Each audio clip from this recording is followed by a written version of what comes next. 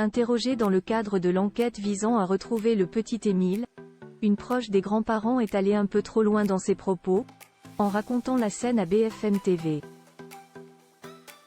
La suite après la publicité, elle ne pensait pas dépasser les bornes en prenant la parole auprès de BFM TV. Et pourtant, le 18 janvier 2024, une octogénaire qui s'entend bien avec les grands-parents d'Émile, disparu depuis le 8 juillet 2023, a été interrogée par les gendarmes de la Seine-les-Alpes. Puis a témoigné face aux caméras, complètement traumatisée par cet entretien de plus de 4 heures. Disparition d'Émile. Une proche des grands-parents en pleurs. Cette habitante du Vernet évoquait simplement les questions et les sous-entendus qu'elle avait pu entendre lors de cet interrogatoire. Sortie épuisée, à la limite de la crise de nerfs de la salle des auditions, elle aurait craqué en rejoignant son véhicule.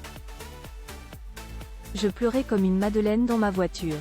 Je suis très en colère contre les gendarmes, expliquait-elle avant d'ajouter que les parents d'Émile ne croyaient pas vraiment en la thèse de l'accident, mais plus dans celle de l'enlèvement. C'était une erreur involontaire, mais une erreur tout de même. Cette théorie secrète pourrait effectivement avoir des conséquences sur le reste de l'affaire.